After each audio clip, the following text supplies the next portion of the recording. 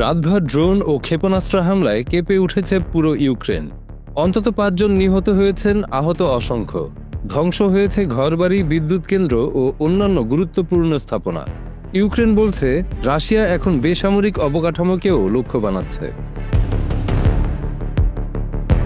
রোববার ইউক্রেনের president Volodymyr Zelensky জানান, এক রাতেই প্রায় ৫০টি ক্ষেপণাস্ত্র এবং ৫০০টির বেশি ড্রোন ছোড়া হয়েছে। রাশিয়া শাহেদ, কিনঝাল সহ নানা ধরনের অস্ত্র ব্যবহার করেছে বলে তিনি উল্লেখ করেন। Lviv, Ivano Frankivsk, Zaporizhzhia, Chernihiv, Sumy, Kharkiv, Kherson, Odesa ও কিরোভোরাদ এইসব অঞ্চলে হামলা হয়েছে। লভিভের মেয়র আন্দ্রি সাদোভি জানান, শহর জুড়ে বিদ্যুৎ নেই, গণপরিবহন বন্ধ হয়ে গেছে। ধোঁয়া ও আগুনের কারণে তিনি বাসিন্দাদের ঘরের বাইরে না যাওয়ার আহ্বান জানিয়েছেন।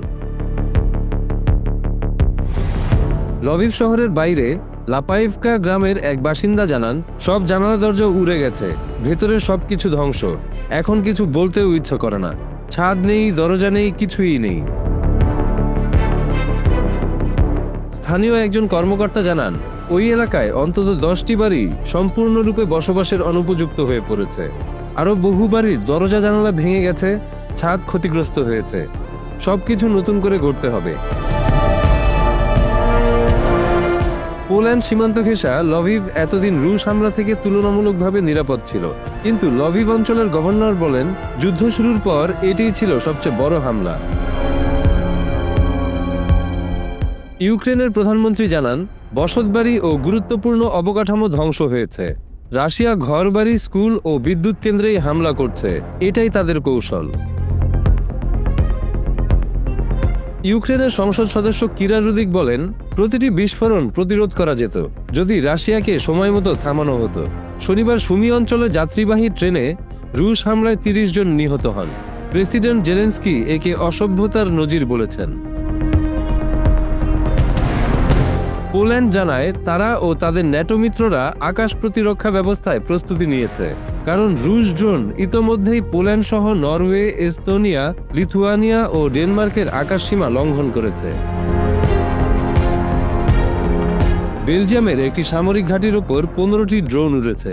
যদিও মস্কোর সরাসরি সম্পৃক্ততার প্রমাণ না পেলেও দেশটির প্রতিরক্ষা মন্ত্রী বলেন, এগুলো রাশিয়ার হাইব্রিড হামলার অংশ।